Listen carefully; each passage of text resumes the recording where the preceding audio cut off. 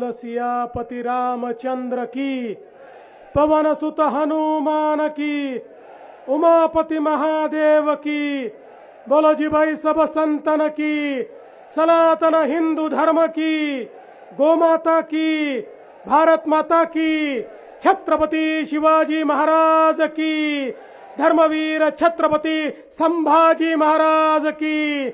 नमः पार्वती पते, हर हर महादेव। आज श्री संत सद्गुरु योगीराज गंगागिरी महाराज 179व्या अखंड हरिनाम सप्ताहाच्या निमित्ताने या ठिकाणी मंचावर उपस्थित आपल्याला आशीर्वाद देत असलेले परमपूजनीय रामगिरी महाराज, त्याचप्रमाणे महाराष्ट्राचे लाडके उपमुख्यमंत्री सन्माननीय एकनाथराव शिंदेजी, पालकमंत्री सन्माननीय राधाकृष्ण विखे पाटीलजी, माननीय भाऊसाहेब वाकचौरेजी, बाळासाहेब थोरातजी, आशुतोष काळेजी, अमोल खताळजी, विवेक कोल्हेजी, रमेश बोरनारेजी, विठ्ठलराव लंघेजी, भाऊसाहेब कांबळेजी, बाळासाहेब मुरकुटेजी, नितीन दिनकर, नितीन अवताळे, धनंजय धोरडे, मंचावरील सर्व मान्यवर आणि या ठिकाणी उपस्थित सर्व माझ्या भगिनींनो आणि भावांनो, आम्ही मुंबईवरनं उडालो त्यावेळी आम्हाला विमानाच्या खिडकीतनं एक मोठा समुद्र दिसत होता, पण या ठिकाणी आल्यानंतर त्याही पेक्षा मोठा भाविकांचा समुद्र आम्हाला पाहायला मिळतोय। हरिनामाची आणि सद्गुरु योगीराज गंगागिरी महाराजांची आणि सद्गुरु रामगिरी महाराजांची किमया आहे की इतक्या मोठ्या प्रमाणात आपण सर्व लोक हरिनाम सप्ताहाच्या निमित्ताने या ठिकाणी आलात। आपल्या भारताची संस्कृती आणि सभ्यता ही जगातली सर्वात जुनी संस्कृती आणि सभ्यता आहे आणि आता तर जगाच्या उत्खननाने हे मान्य केलं आहे की ज्यावेळी युरोप, अमेरिका वगैरे सारखे देशही अस्तित्वात नव्हते, ज्यावेळी तिथल्या लोकांना संस्कृती, संस्कार, विचार, भाषा काय आहे हे माहिती नव्हतं, त्याही वेळी या देशामध्ये पूर्णपणे विकसित संस्कृती होती आणि त्याही काळामध्ये खऱ्या अर्थानं आमचा सनातन विचार हा लोकांना संस्कार देत होता, तीच भाविकता होती, तोच हरिनामाचा पाठ होता आणि त्या माध्यमातनं सातत्याने आमची संस्कृती, आमची सभ्यता आणि आमचा वारसा हा अखंड चालत होता। आज आपण बघा, जगाच्या इतिहासावर अनेक देशांमध्ये अनेक आक्रमणे झाली आणि त्या प्रत्येक देशाचा इतिहास बदलला। आक्रमणामुळे विचार बदलले, धर्म बदलला, संस्कृती बदलली, पण आपल्या भारतामध्ये मात्र ते परिवर्तन होऊ शकलं नाही। हजारो वर्ष आक्रांत्यांनी आक्रमण केलं, पण त्या आक्रमणामुळे आमच्यावर त्याचा कुठलाही परिणाम झाला नाही। याचं कारण आमची जी वारकरी परंपरा होती, आमची जी हरिनामाची परंपरा होती, आमची जी सनातनाची परंपरा होती, हिंदू धर्माची जी परंपरा होती, या परंपरेमुळे कितीही कोणी आघात केला तरी देखील आम्ही आमचा विचार बदलला नाही, आमचा संस्कार बदलला नाही, आमचा मार्ग बदलला नाही, आमचा देश बदलला नाही. आणि म्हणूनच आक्रमणामुळे कदाचित ते किल्ले जिंकू शकले, आमची मंदिरं तोडू शकले, पण आमच्या मनामध्ये ईश्वराचं जे स्थान होतं ते मात्र ते बदलू शकले नाहीत. आणि याचं एकमेव कारण होतं या भारतातली गुरु परंपरा.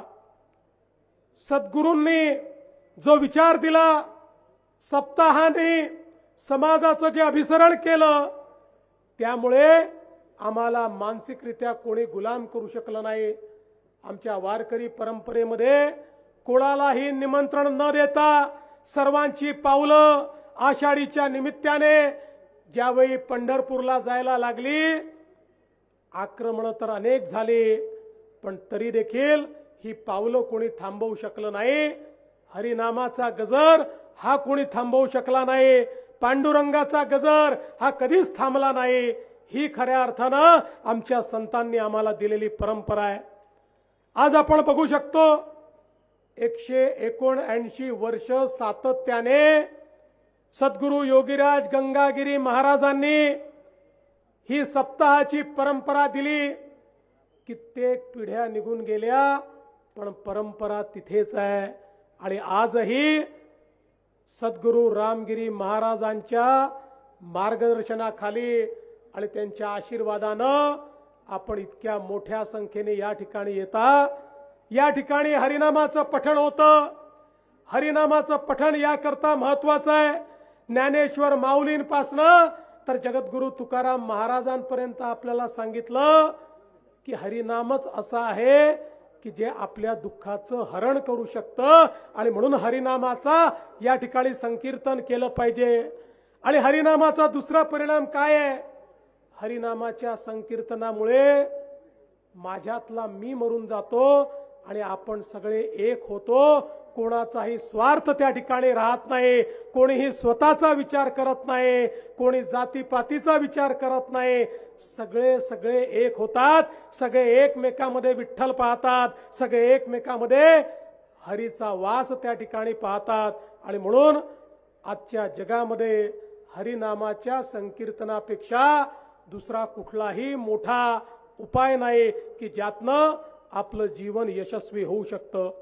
आणि म्हणूनच मी खऱ्या अर्थानं परमपूजनीय रामगिरी महाराजांचे आभार मानतो की त्यांनी एवढा मोठा संप्रदाय या ठिकाणी उभा केला की जो संप्रदाय या ठिकाणी आमच्या भारताची, महाराष्ट्राची सज्जन शक्ती म्हणून या ठिकाणी काम करतोय, जो या ठिकाणी हरिभक्तीचं काम करत असताना आमच्यातलं अध्यात्म जीवित ठेवतोय, आमचे संस्कार जीवित ठेवतोय आणि पुढच्या पिढीमध्ये त्या संस्काराचं रोपण करण्याचं काम चाललंय.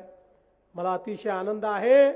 मागच्या काळामध्ये आपल्या सरकारने निर्णय घेतला होता, सरला बेटावर ज्या ठिकाणी खऱ्या अर्थानं अध्यात्माचा त्या ठिकाणी वास आहे, ज्या ठिकाणून विचाराची प्रेरणा आपल्या सगळ्यांना भेटते, त्या सरला बेटावर वेगवेगळ्या प्रकारे विकास करण्याचा आराखडा आपण तयार केला. त्याचं काम देखील सुरू केलं. तिथला अतिशय चांगला हॉल झाला. रस्त्यांची कामं आता त्या ठिकाणी मोठ्या प्रमाणात पूर संरक्षणाची कामं आपण करतो. आणि पुढच्या काळामध्ये हा संपूर्ण विकास आराखडा झाल्यानंतर अतिशय सुंदर अशा पद्धतीनं हे जे आमचं सरला बेट आहे हे संपूर्ण महाराष्ट्रातनं येणाऱ्या भाविकांकरता एक अतिशय ऊर्जेचं केंद्र असेल. आता त्या ठिकाणी सोलरचं काम देखील आम्ही हातामध्ये घेतो आणि संपूर्ण सोलरच्या विजेच्या माध्यमातून त्या ठिकाणी व्यवस्था उभ्या करण्याचं काम आम्ही करतो आहोत.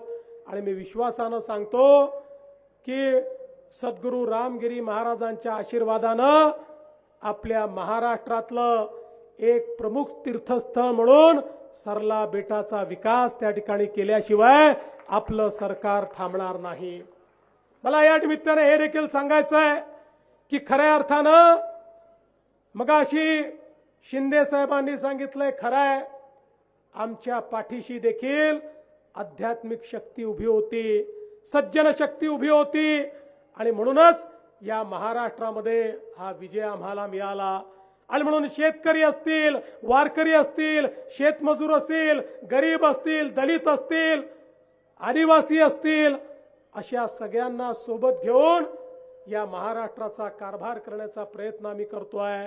आणि मला सांगताना आनंद वाटतो की आमच्या शेतकऱ्यांना आम्ही जो शब्द दिला होता तो शब्द पूर्ण करत या ठिकाणी कर्जमाफीची केवळ घोषणा नाही तर कालपर्यंत 12.5 लाख शेतकऱ्यांच्या खात्यामध्ये पैसे देखील आम्ही पोहोचवले।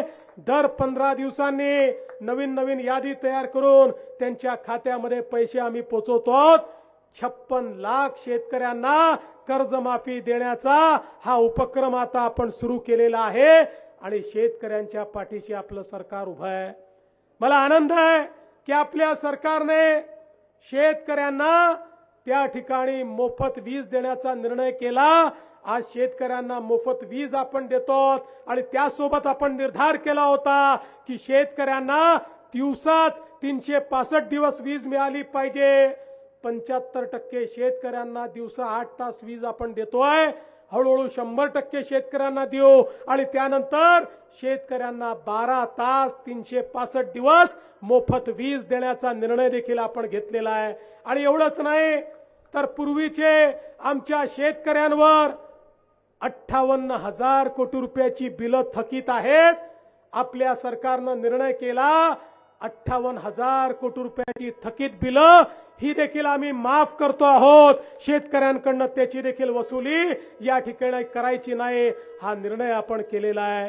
कारण आमचा बळीराजा आमचा शेतकरी हा खऱ्या अर्थानं आमच्या केवळ ग्रामीण भागाचा नाही तर आमच्या अर्थव्यवस्थेचा कणा आहे आणि तोच खऱ्या अर्थानं अशा प्रकारच्या आमच्या हरिनामाच्या माध्यमातनं आमच्या सप्ताहाच्या माध्यमातनं आपल्या आध्यात्मिक शक्तीला जागृत ठेवतो आणि त्यामुळेच आमचे संस्कार आमच्या परंपरा या चांगल्या पद्धतीने या ठिकाणी चाललेल्या आहेत। मी या निमित्ताने आपल्या सर्वांना आश्वस्त करतो, शिंदे साहेबांनी देखील या ठिकाणी सांगितलेलं आहे, काही लोक आमचे सद्गुरू रामगिरी महाराजांकडे ही धमक्या पाठवतात।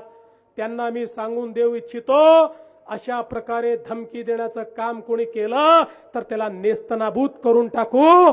आम्ही केसाला देखील धक्का लागू देणार नाही, केसालाही धक्का लागू देणार नाही, लक्षात ठेवा। आणि खऱ्या अर्थानं आपल्या सगळ्यांचं पाठबळ आपले आशीर्वाद जर आमच्या पाठीशी आहे तर मला या निमित्ताने निश्चितपणे असं वाटतं हा जो सन्मार्ग आपण सगळ्यांनी स्वीकारलेला आहे या सन्मार्गावरनं चालण्यापासून आपल्याला कोणीही थांबवू शकणार नाही हा विश्वास व्यक्त करतो। आणि हा आशीर्वाद घेण्याकरता काल्याचं कीर्तन या ठिकाणी आहे आणि त्यानंतर प्रसाद आहे, तो प्रसाद ग्रहण करण्याकरता या ठिकाणी आपण सगळे लोक उपस्थित झालेलो आहोत।